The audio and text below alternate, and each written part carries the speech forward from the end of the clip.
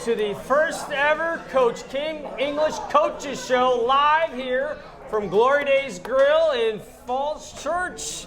Coach, welcome. Glad to have you on board. First question before we get to everything else, how are the nerves?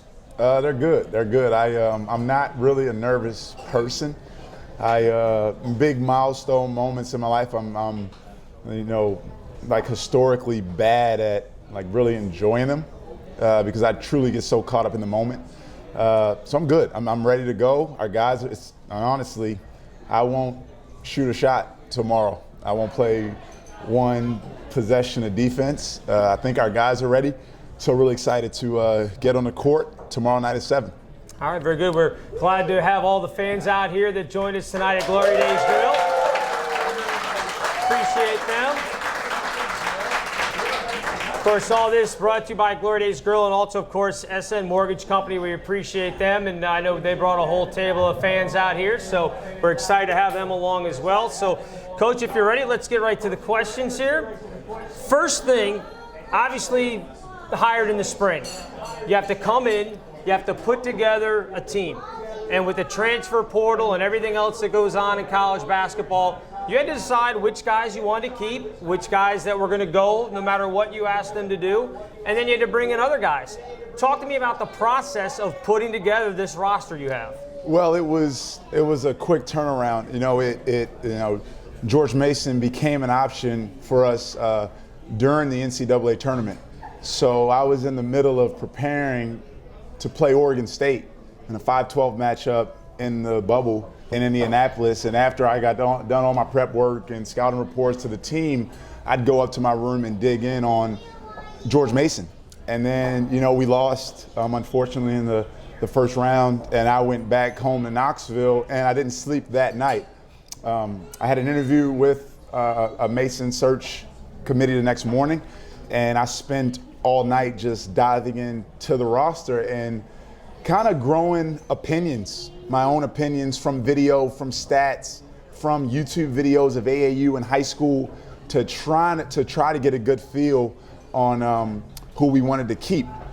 I made the decision that when we got here, I didn't tell anyone to leave. If a young man wanted to stay and play for us, he was welcome. And everyone that did stay, the ones that didn't put their name in the portal at all, the ones who did, Josh Aduro specifically,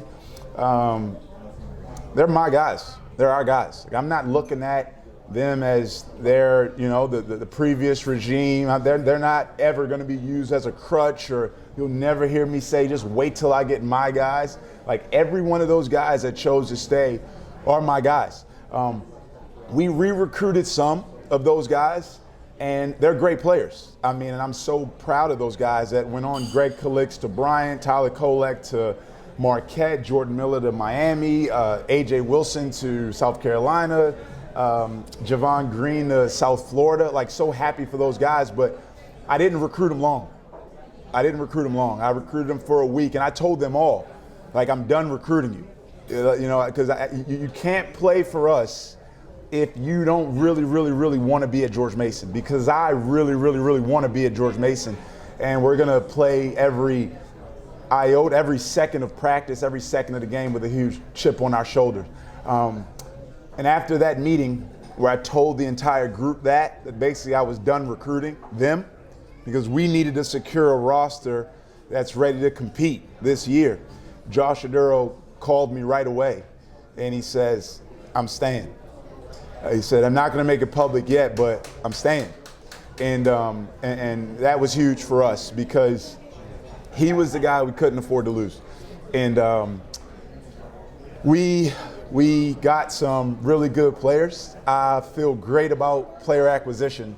Whenever there's an opportunity to bring talent into your team, I feel good about our chances to be able to go out and identify, evaluate, and recruit top talent, and we did that. Deshaun Schwartz from the University of Colorado, a guy who's won NCAA tournament teams. He's played on multiple top 25 teams. Davon Cooper, who played in the NCAA tournament at Morehead State. Devontae Gaines played in the NCAA tournament at Tennessee. Some talented freshmen. some that were recruited by the previous staff but decided to stay. TJ Gatson, Mike Gray, Blake Jones, who we recruited from Australia, Joel Kabimba, who we signed from Stetson. And we're really excited about the roster we have, and I think that's evident in the schedule that we have. We didn't schedule cupcakes. We're playing very good teams that we believe will be NCAA tournament teams come March. Stony Brook to start, Pennsylvania, Morgan State, all teams that are picked to finish at the top of their conference. When you were putting the roster together, after you knew that those kids were leaving, going on to different schools, you talk about bringing in the other guys. Did you know when you came here, obviously not all 12, 13 players were going to stay. That's in this day and age in college basketball, that doesn't happen when there's a coaching change. Did you have a list of guys, obviously from your former stops at Colorado and Tennessee, but did you have guys in mind going into it, or did they call you and say, Coach, I got to come? No, it's a little bit of both. You know, recruiting it's a cobweb, a lot of different avenues to get what's most important. It's the marriage of coach and player, or program and player. When you're an assistant coach, you're always thinking, right? You're always thinking about what your staff is going to look like. You get involved with the job, you start automatically thinking of contacts and relationships and looking at the landscape of college basketball to see what players you might be able to acquire. I was fortunate enough to have one kid that was in my program at Tennessee, Deshaun Schwartz, who I coached at Colorado. But every other kid, it was a normal recruiting situation. A former coach of mine reached out to me about Davon Cooper, and it was down to us and UNLV. Deshaun, it was down to us, Clemson, USC, San Diego State, BYU, Ohio State. Ticket Gaines had a lot of mid-major interest, and we're very fortunate to have him. When you're trying to sell the guys, when you're in battle at Clemson and other schools, what's the selling point that you're using to get guys to come here to George Mason? I guess not only for the transfers, but also recruits now that are in high school that are starting to think about coming to Mason. What's the recruiting pitch? Yeah, well, it's the attention. It's the attention they'll get to their individual improvement as a player, to player development. Like you come here, you're gonna become a better player. You're gonna have an opportunity to play professional basketball beyond this place. It's the history of George Mason. Like, I love the University of Tennessee so much. I love the University of Missouri so much. They do not have the banner that's hanging in Eagle Bank Arena. That 2006 team has something that Xavier doesn't have, that Missouri doesn't have, that Tennessee doesn't have. Like, that history is huge because it's hanging over us every single day. What can happen at a place like Mason? And then obviously we're a stone's throw from DC. It's a great league, great conference with phenomenal competition. It's a multi-bid league. You know, I honestly can't see. I've coached in the SEC, I've coached in the Pac-12, I've played in the Big 12. There is no difference. There is no difference. The only difference is football. When you put together your roster, before you got to finalizing that, you had to get a coaching staff. A little bit different for a first-time head coach rather than if you're coming from another program, saying moving up the coaching ladder, where you might bring your staff with you. You had to put together an entirely new staff, and you held on to one of the guys that had been on the prior staff in Coach Dwayne Simpkins. Talk to me about that process and why each of these guys, Coach Felton, Coach Thompson, why they're here and how they fit with your philosophy. You know, usually when you're involved with the head coaching job, people like to say, because Brad Edwards and Zach Bono and the great search committee they always ask that question, right? They ask about staff, and veterans will tell you, don't be specific. They say don't start naming names, right? You want to be vague. You give a profile of guys. You don't really say the actual names, but I said the actual names. I said who we'd hire, and we did. And it started with Coach Felton. I know that there will be and there has been blind spots for me as a head coach, but to have someone that's been a head coach at Georgia, Western Kentucky, Cleveland State, 6 years in the NBA, 35 years in college basketball, having him by my side has been huge. Nate Tomlinson, someone that I've known since 2007, competed against him as a player, coached with him at Colorado. I actually also coached with Coach Felton at Tulsa. Those were two guys I knew I would target. And then for one of the assistant spots, I wanted to have someone with strong ties to this region, to DC specifically. But along with that, I wanted to hire someone with incredible integrity. And I had a long list of people that were reaching out and had interest. But when I got here and I talked to our players, I talked to local high school coaches, AAU coaches, people in the program, everyone had such great things to say about Dwayne Simpkins. And we are very fortunate to still have him on our staff. I mean, he played for two Naismith Hall of Fame head coaches, and Morgan Wooten and Gary Williams. His institutional knowledge of how things work at Mason has been great. To round out our staff, I.J. Poole came with me from Tennessee. T.J. Grams was at University of Virginia with their basketball team for the past 11 seasons. He was at Notre Dame, he was at Duke. Our two grad assistants, Ike Tate, who was one of my first calls when I got the job, just really asking if he wanted to stay on. I knew his pedigree as a local high school player, an integral part of Coach L's teams here in his last few years at Mason. We hired a GA from Virginia named Matt Palumbo, who was on their national tournament run, national championship run. Love our staff, love our staff. So you get the players in, you get the staff in, all of a sudden you've got to get these guys to mesh as a team. Talk to me about the process of what it was like, what you wanted to accomplish spring, and then the summer, and on into the fall. What were the different aspects that you were looking for from these guys? A big thing that we were fortunate about was not so much in the spring, but in the summer. In the summer, it wasn't a full team of guys just trying to get to know me and me get to know a full team of guys. There were some connectors in there. I worked 2 years with Dennis Felton. I worked 2 years with Nate. I competed against Nate in the Big 12 for 3 years. I competed against him in high school. I.J. Poole came with me from Tennessee. I coached Deshaun Schwartz for 2 years at Colorado. I coached Devontae Gaines for 2 years at Tennessee. So in the program, it wasn't them all getting to know me. There were people around who had spent time with me from different stops that we were all getting to know each other together. And it wasn't, this unfamiliarity with everyone. But from the start, I told the guys it wasn't about what we were doing. It was about how we did things. It was about, how we sprinted to offense and sprint to defense. It was about the way we passed the ball with crispness. It was about the way we competed in practice. It was like I didn't care about the what. I didn't care about the what. I cared about the how we were doing things in the beginning. And then as we transitioned into the summer, it turned more into the what we were actually doing. It was the execution part. It was the terminology part. It was the understanding our systems and processes.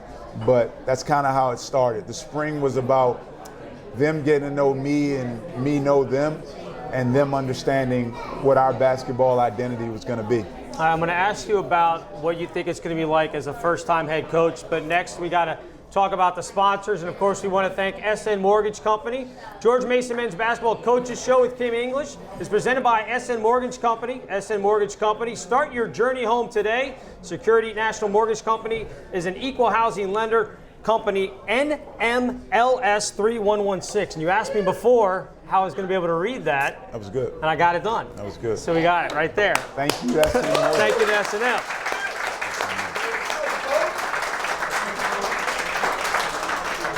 All right, so home opener, season opener tomorrow at Eagle Bank Arena. If you want tickets, we'll talk to you about how to get tickets for that a little bit later on in the show. It's going to be your first time as a head coach, the guy that's going to be standing up or sitting down or kneeling or whatever your preferred way of coaching is going to be. How different is it going to feel for you being the guy that ultimately has the last decision, and not just as a confidant or a guy giving advice, but the guy who has to decide how it's going to go down? I think I'll be able to answer that question better for you the next show. right? Because I really don't know. But, I'll say this. Not much different than being a player. We played in the Sweet 16 and the Elite Eight in 2009 at University of Phoenix Stadium in Glendale, Arizona. It was, I think, 50,000 people in there. And man, you're nervous. You're so nervous playing that front end. But when the game starts, when the ball is thrown up, everyone just disappears, or it feels like. And you're just coaching a game. It feels like practice. And we've had a lot of practices. We scrimmage every day in practice. I take one team, one of the other coaches takes another team, and we play. We play every day in practice, and that's great for the players, right? That's great for the players to go through those late game situations, to understand time and score.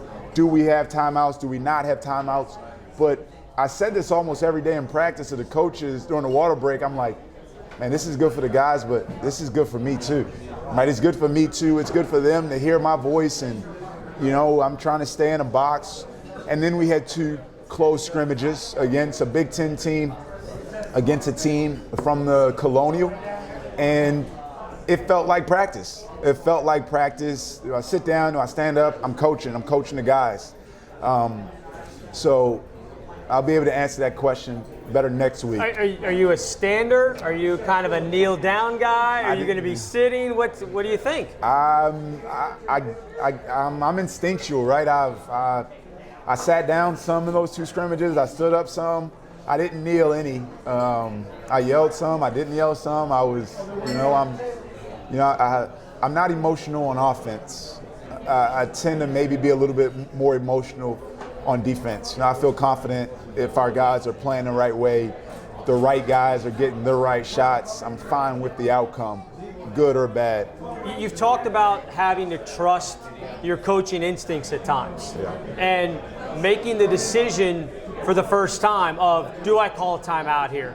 Do we give the foul that we may have to give here? Do any of those type of things? How much do you think you'll lean on a guy like Coach Felton, who's been there and done that, Coach Simpkins, who's been around the game for a long time, and how much of it do you have to say, you know what, I need to make these decisions myself right now because I have to figure out what it is that I need to do? I think it's collaborative, but I think ultimately it comes down the field. When an assistant coach, I've worked for great bosses, Frank Haith, Rick Barnes, Tad Boyle, that really empowered me to give suggestions and during the game think like a head coach. And I was always shouting thoughts at Coach Barnes, always, all game. And sometimes he would listen, and sometimes he would say, "Will you just stop?" But we'll see. I ask a lot of questions. So if someone brings something to me, I'll probably, respond back with a question. It was a great moment. As a first-time head coach, these type of questions come up during the interview process. And true, I have never made the decision in games, but I've always been in the room when the decision had been made. And my first year at Tennessee, we were playing Florida, and they were roaring back. We were in control. They were roaring back in the game, and we were struggling to get the ball across half court.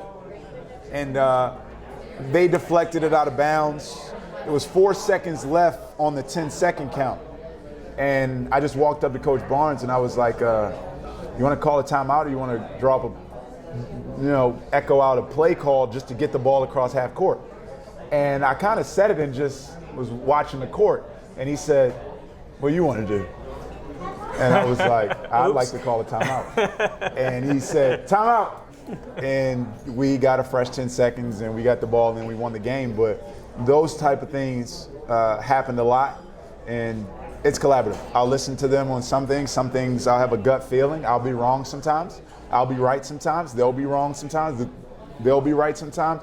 We have a team. We have a program that's going to continue to get better throughout the year. I hope we aren't. I hope we are not our best team tomorrow night. I hope we are the best team on the court tomorrow night. But I do not want us to be playing our best basketball on November 9th. All right, so let's talk a couple of specific situations then as far as coaching goes. Josh O'Durl, first 8 minutes of the game, picks up his second foul. Do we see Josh again the rest of that half, or is he sitting until the second half as most coaches would do? No, he'll play. I won't foul out my players. You know, we've practiced that, right? We've practiced that. I've tested Josh specifically with that, you know, from seeing his foul troubles in the past. When we first got here, he sat down with Coach Felton and watched every foul of his career.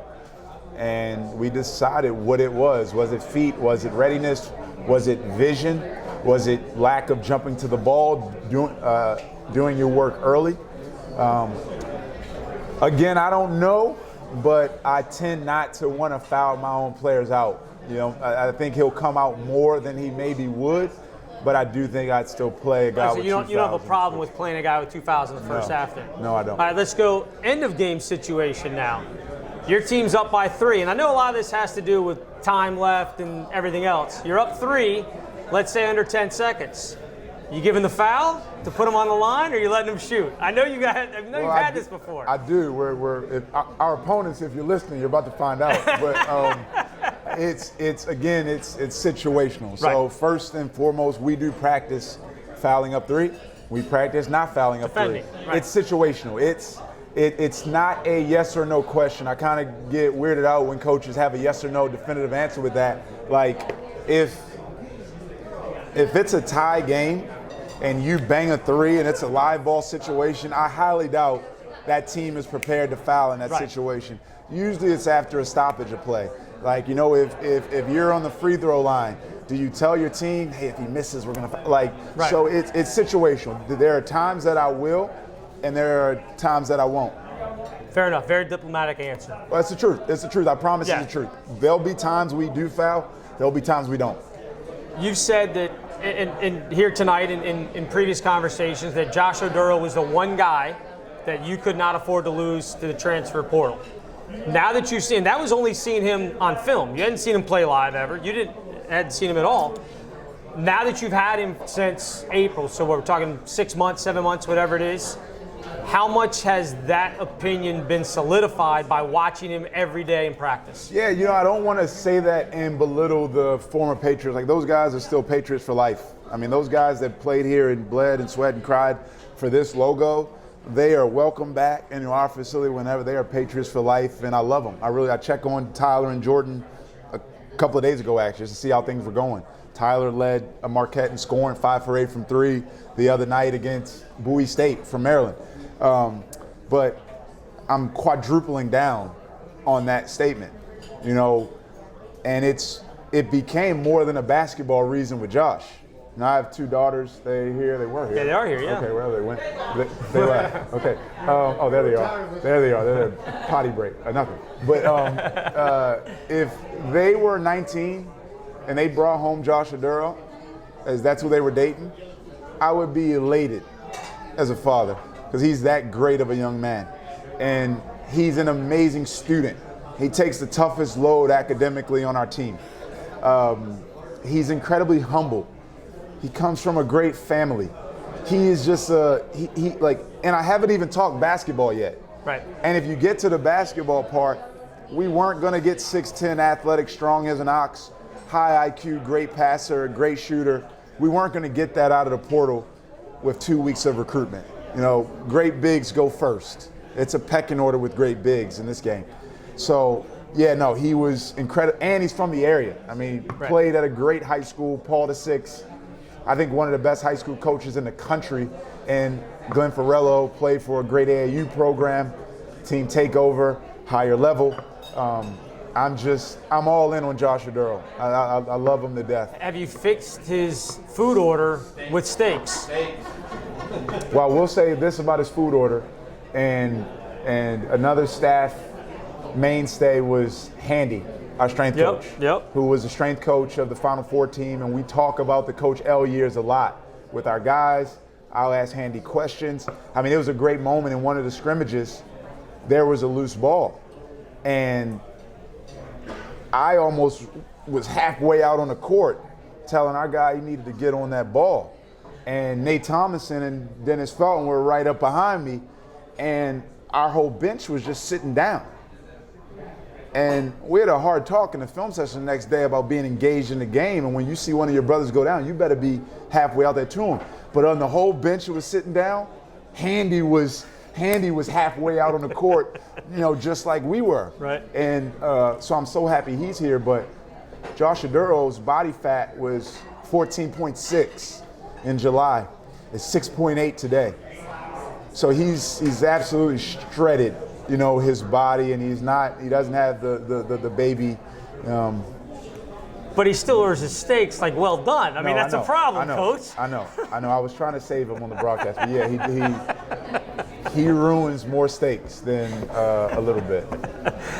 You've said that there is no go-to guy on this team. That the go-to guy is a guy that's open, which is every coach. It's a great philosophy. You want to be able to share the basketball and all these things. Some of these guys have come from programs where they're used to getting a good volume of shots in their time.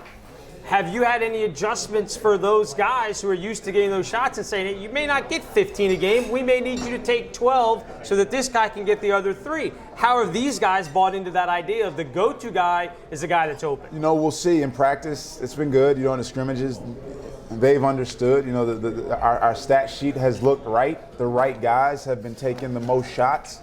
The film has matched it. They've been taking the right shots from the right areas at the appropriate times. But it's that starts in recruiting. I don't sell promises. I'm very honest in how we're going to play, and it is equal opportunity. Our rotation won't go super long, but the guys that are playing a good shot is the open shot. I've told Deshaun Schwartz and Davon Cooper and Josh Aduro that's a bad shot. I tell them all the time. If I'm watching film at night, I'll clip the video and send it to him right then if I didn't say it during practice. For us, good shots are open shots. If it's 3 seconds left on the clock, then you can hoist it up. But, yeah. And you've talked about that they get the first 7 to 10 seconds of a possession. 7. And then, first 7 seconds is theirs. Yeah. And then you or the system or whatever you want to run takes over at that point. How have they adjusted to that reality of, hey, we can get the ball off the floor and I can get a good look in the first 7 seconds, then let's do it. Yeah. And then having to scale back and say, okay, whoa. Because that's really on your point guard or your wings that are pushing the ball to be able to say, hey, it's not there, let's get into something. Yeah, everyone. So it's been a great building process, right? Like everything in basketball is married. Playing fast is married with ball security. So when we first got here, we would play a 10-second game in practice, where we'd put 3 minutes on the clock and they're playing 5-on-5 with a 10-second shot clock. And I think I had to duck a couple of balls. The balls were flying all over the gym. And what you learn is, and what you teach in that moment is, with that freedom comes great responsibility. So taking care of the ball is synonymous for us with playing up tempo. And they understand the kind of shots, who are shooting those shots in the first 7 seconds, who on our team has a license to shoot open threes in the first 7 seconds, who doesn't. What we're looking for in transition. And then, like I talked about at my press conference, after that, we're gonna flow into our offense. We're gonna flow into what we work on every day, our spacing, our reads, our cut, our flow. And then the last 5 seconds are theirs again. Going to get into your playing career a little bit in the NCAA tournament. Once again, we want to thank our sponsors tonight, SN Mortgage Company, the George Mason Basketball Coaches Show with King English, presented by SN Mortgage Company. SN Mortgage Company, start your journey home today. Security National Mortgage Company is an equal housing lender company, NMLS 3116. And again, home opener tomorrow night. If you want to get tickets, call the Mason Ticket Office, 703-993-3270. Or you can visit, of course, gomason.com for more information there.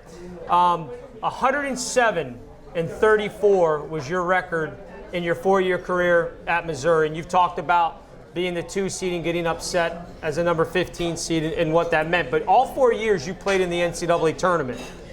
Mason hasn't been to a tournament since 2011. It's the longest drought that they've had since they first went in 1989. Is there any more pressure on you knowing that as a player you went all 4 years?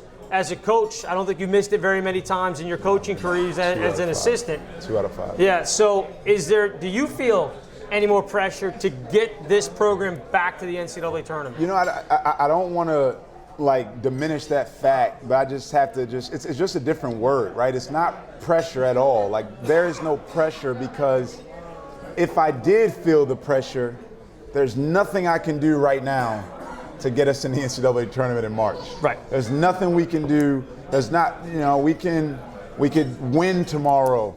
That doesn't guarantee us a bid on Selection Sunday. We could lose tomorrow. That doesn't guarantee we won't have a bid. So but not pressure, but what I do feel is a tremendous amount of respect for the opportunity, and a tremendous amount of responsibility to restore George Mason basketball to where I think it belongs, where I remember George Mason being when I was in high school in Baltimore, and Will Thomas and Louis Birdsong came to play here. What I remember in 2006, what I remember when I was in college, watching George Mason from afar beat Villanova in 2010 or 11, whatever it was. 11. So, yeah, no one wants it more than I do. No fan wants us to be successful more than I do. And you just know that not a day goes by that we aren't trying to build this program, doing the things that we think are best for this program to be a perennial NCAA tournament team. Is it easier for you to, because I know coaches talk about this all the time, that their careers, whether it's high school, whether it's college, go by in an instant.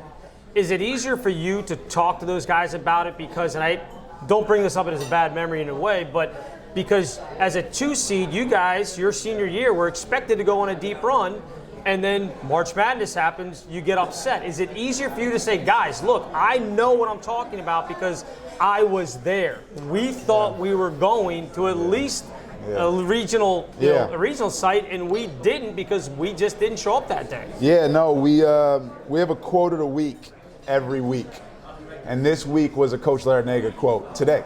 It was begin with the end in mind, and you just have to get lost in the process. I don't talk about my career a lot with the guys. They know I played. I jump out and practice some. They have respect for me, for they know I played in the league. But you know, it's just about what we have to do. You know, it's just about us being the best George Mason basketball program that we can be. And it is an every day, every possession thing, because my message to him is you can't control anything outside of that. The only thing that we can control is the first possession tomorrow night. That's it. Doing what we work on every day. If we start on defense, it's flying around, it's understanding who their best players are, taking away what they want, contesting that shot. When the shot goes up, look, find somebody, hit them, box out, go get the defensive rebound strong with 2 hands, play offense unselfishly, take care of the ball, pass the ball, try to find a great shot. And I'm okay with the outcome. If we do that, if we play basketball that way, if we contest every shot and limit them to 1, if we take care of the ball and get a great shot, I trust the outcome. And so I'm just trying to get them to focus on that. Like I said, we're not going to be our best tomorrow as we'll be this season. It's not time to worry about winning in March now, right? But you can begin with the end in mind, to know that we're building for that, as we continue to grow this program. You talked about they don't necessarily know about your career, everything, because it was, probably before they remember watching college basketball. Yeah. But you and Nate have gone back and forth, and I saw on Twitter they ranked some of the best. I knew this was going to get the reaction. They ranked some of the best shooters, in the Big 12. Yeah. And I was a little surprised, Coach. I'm not going to lie. Your assistant ended up higher in that list than you did. He did. Okay, let's talk numbers here. So Nate Tomlinson did have a higher 3-point field goal percentage than me. He was at, 49, right? I was at 46. I made 78 threes. He made 20. So it's a volume thing then. It's a major volume thing. So, But no, he was a great player. I competed against him in prep school. We went to Lee Academy. I went to Notre Dame Prep. And we ended up both playing in the Big 12, him at Colorado, me at Missouri. And no, we had some great battles. He was a really good player. Could you beat him now? I mean, yes. Okay. Just, if you're watching, Coach. Yes, I love Nate. There you go. Yeah. All right, the last couple of spots that you were an assistant, Power 5 schools, Colorado, Tennessee. Both of them, you could probably make the argument, while good basketball programs, in Tennessee, you guys were top 10 at some points, still probably football schools. Ultimately, I mean, Tennessee's playing the SEC. If they had their choice, they would probably pick football to be successful more than basketball. You come to George Mason where there is no football team.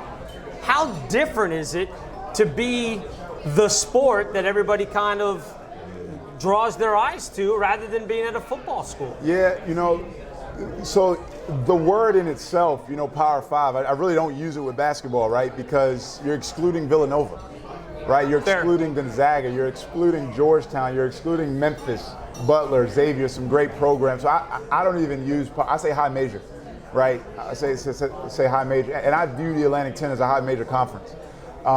Yeah, Tennessee fan support was phenomenal. I mean, they show up, it's 20,000 in Thompson Bowl Arena.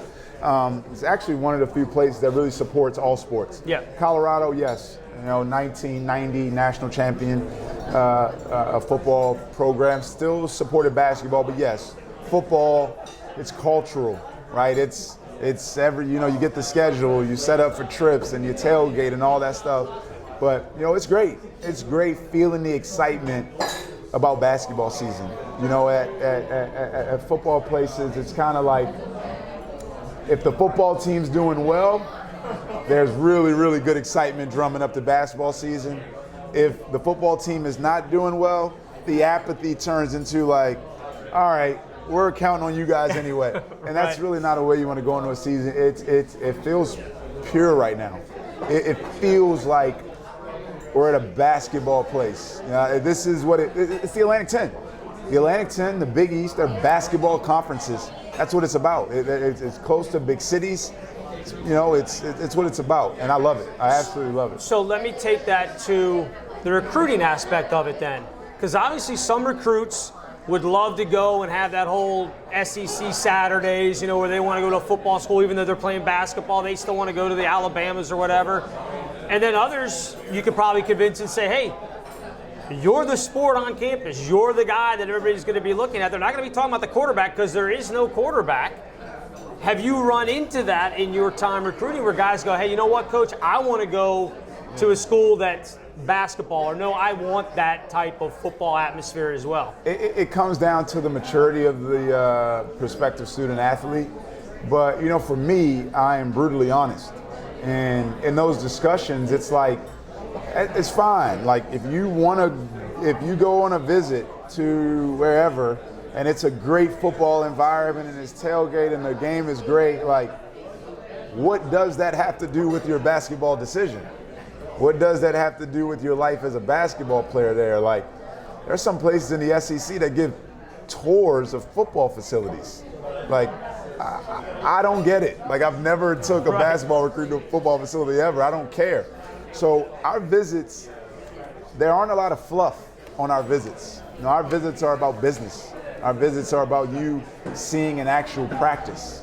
If we're not practice, you seeing that our guys are in the gym on Saturdays. You know, you're taking a tour of our campus. I mean, you know, an R1 Research University, one of the fastest growing universities in the nation. You know, it's about why this is a great place for you educationally and academically.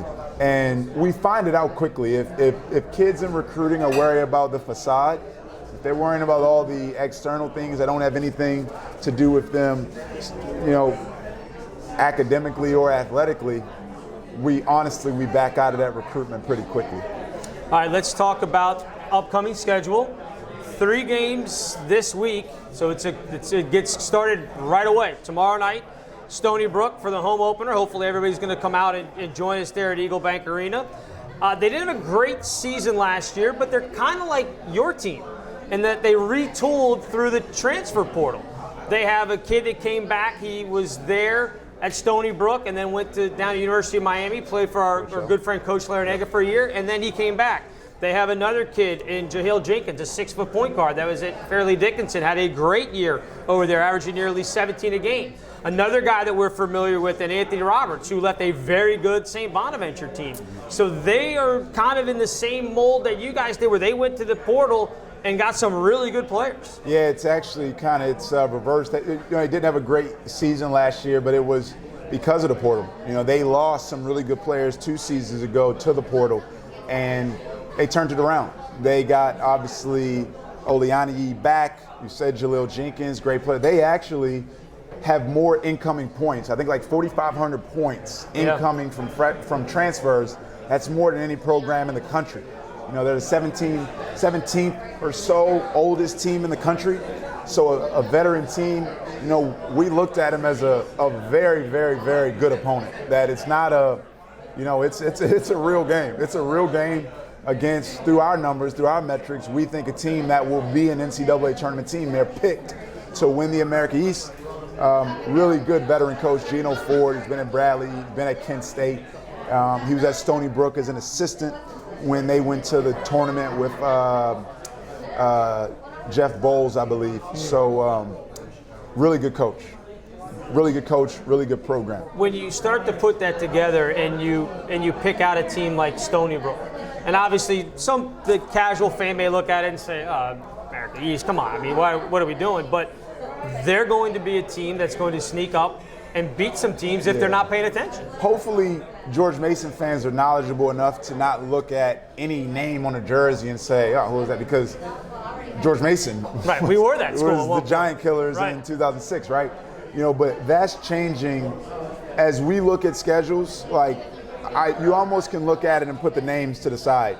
I'm looking at the roster, where they finish in the net, Kim Palm, where they're projected. I mean, Kim Pomeroy, who is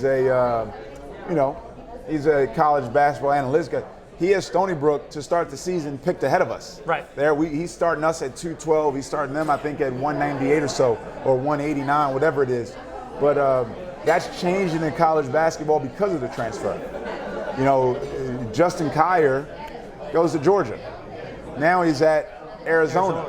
And Elijah Alani averaged double figures in the ACC. Older guys on, mid-major teams, they've played more high major games than young guys on high major programs. They go all around the country and play. I mean, these guys are leaving us and going to play Kansas. They're playing at the University of Florida. So really excited about the challenge, a really good team. And, we built this team to compete. We built this team to be an NCAA tournament team. I don't shy away from that. And you don't get to the NCAA tournament without playing good competition. And honestly, I learned that from Coach Barnes. We scheduled very aggressively at Tennessee. This year, Tennessee's schedule is ridiculous. Villanova, Purdue, Arizona, Colorado, Memphis, Texas Tech. We're going to do that the same. And our first 3 games, it is that for us. 3 straight teams that are picked to finish at the top of their league. Well, I know we don't want to look too far ahead, but we will talk a little bit about the other games that are coming up. Friday night at Eagle Bank. Out of the Ivy League, you've got Penn. I know you have a lot of respect for their head coach, Steve Donahue. He's been around, won Ivy League titles. Yeah.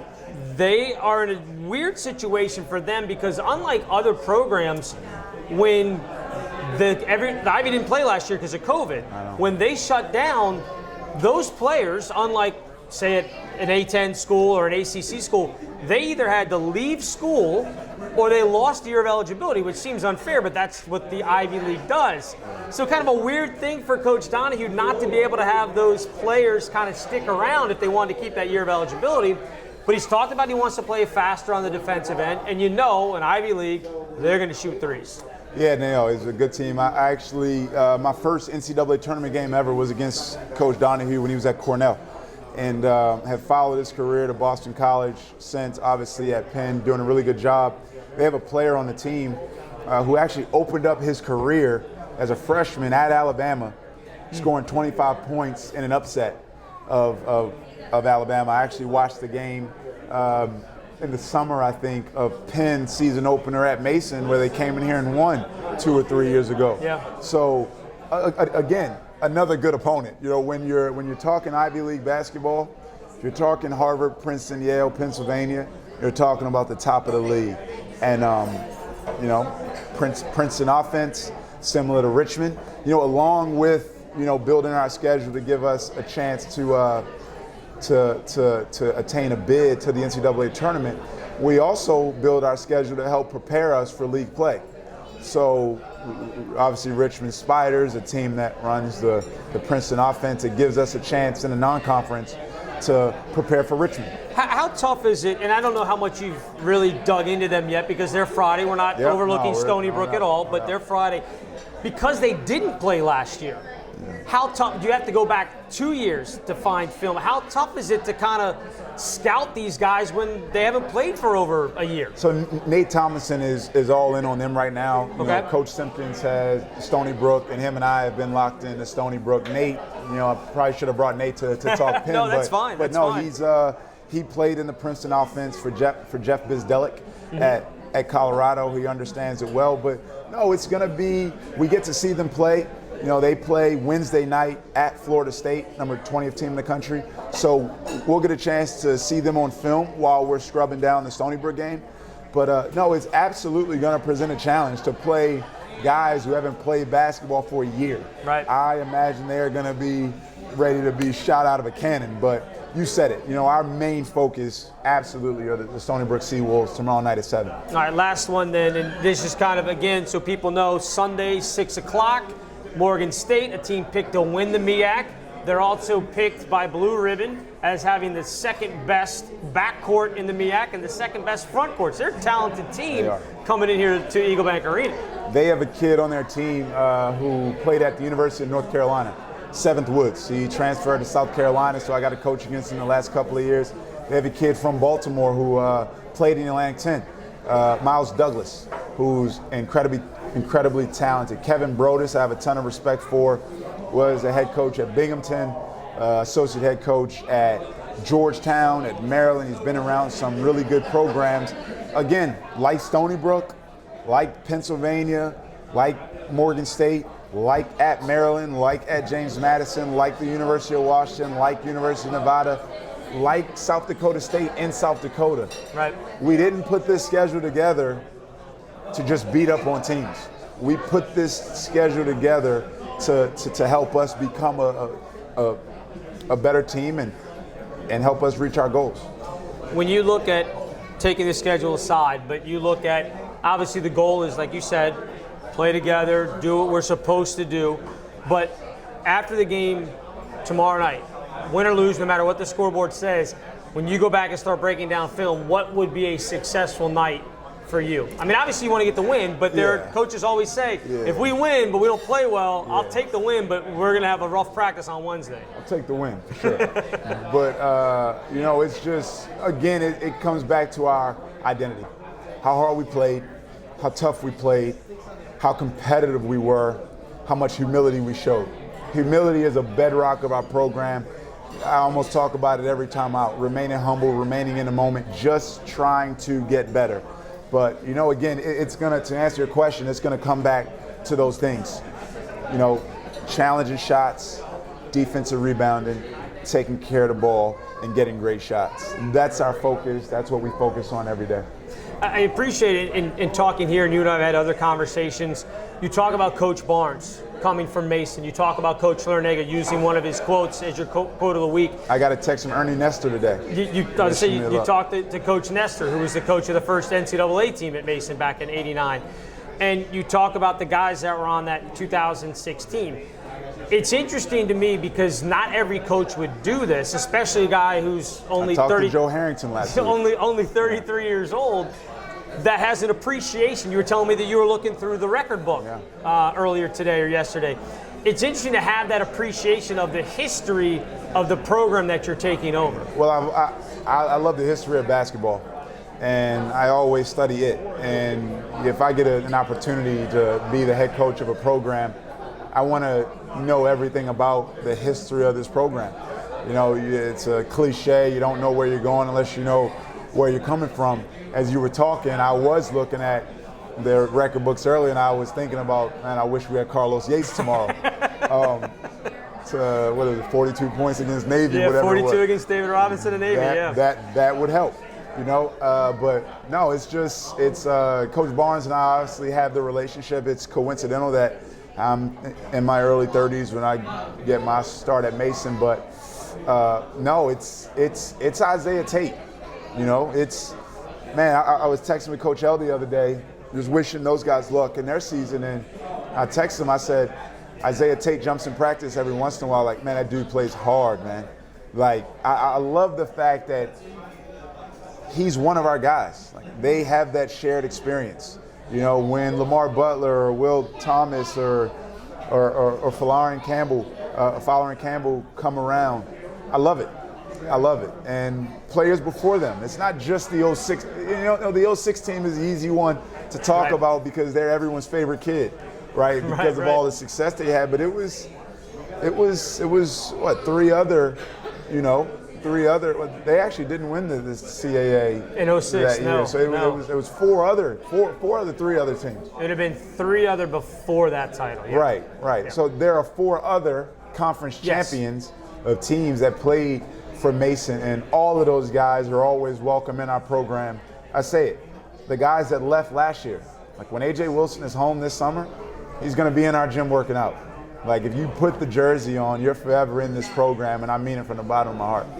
What did Coach Barnes tell you about this place? Now, obviously he hasn't been here for a while, but he was very good friends with Jay Marsh, who all of our fans are very familiar with. Jay Marsh, who just retired from Mason after 50-plus years. What did Coach Barnes tell you about coming here to this place? No, he loves it. He loves this place. Even before George Mason was an option, Coach Barnes has been a head coach at George Mason, Providence, Clemson, Texas, Tennessee. Of all those places, he talks about his time in Fairfax more than any other. Because he was here more than the year as head coach. He was assistant with Joe Harrington. Yep. And, you know, when I got here, you know, we FaceTime a lot. You know, I sent him pictures of walking around campus, and he's just blown away at how much it's grown. He actually came up here to recruit this past summer, and he came on campus, went to lunch with Jay and Carolyn. We sat and watched some games together, but he's just incredibly fond of this place, loves DC, loves the recruiting, which is the best. You know, one of our kids who's going to sign in a couple days is actually in school in Florida. And if it wasn't for him being in school in Florida, I don't think I would have gotten on an airplane this entire fall recruiting, because the guys are right here. Right. They're in DC, they're in Maryland, they're in Virginia. He speaks so highly of this place. I was on FaceTime with him today. We went through his entire roster of his first team. I got his game program from his UNC Greenboro book. He actually, his words of confidence today, you want to know what they were? Well, don't be too nervous. I lost my first game at Mason. I think he played Seton Hall in first game up in Jersey. That was his first game. But so yeah. All right, last thing before we wrap things up, Coach. I want you to look out there, tell the fans here, the fans watching at home, the students, hopefully that may be checking this out. Coming out tomorrow to Eagle Bank and all during the year, obviously great fan support is going to be key for success. Tell them why they need to come support your team. Yeah, I mean, we want you guys here. First of all, thanks for coming out tonight. You guys, give yourselves a round of applause. You guys came for this. None of these TVs have Monday Night Football on them. It's a little early. So it's a little early. Okay, we got time. We're bearing the lead. You guys are going to run out of here after this over.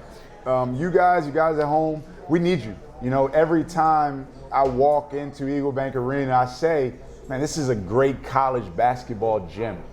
It's an arena. It's a great college basketball arena, sorry. The seats, the elevated floor, the scoreboards, the banners. I was talking to Handy today, who's been here forever. I mean, he coached, what was the other great? He coached George Evans here, so he's been here forever. And I was like, Handy, does this place get loud? He's like, oh, it gets loud.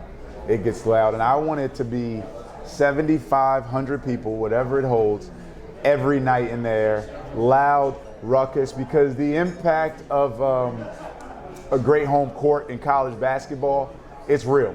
It's real. my freshman year in college. I think I was 72-4 at home in my 3 years in college. 72 wins, 4 losses.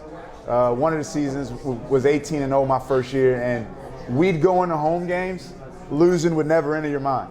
And it was because of the fans. The fans feeding the floor, be as loud as Kathy McKay when you're at games. It's a great way to end it, Coach. Thank you. Thank Congratulations you. on the job. Good luck tomorrow night, game number 1. Yes, sir. And we'll do this again next Monday. Hopefully, be talking about a 3-0 team. That'd be great. 1-0. 1-0. One at a time. There you go.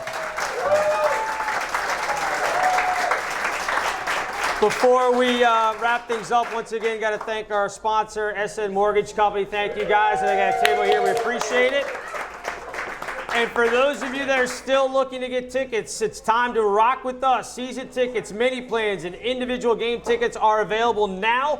Call the Mason Ticket Office at 703-993-3270 or visit gomason.com for more information. Again, thank you, Coach English. Thanks to everybody here at Glory Days Grill. All the fans coming out, we appreciate it. Hopefully we'll see you all tomorrow night at Eagle Bank Arena. Yeah.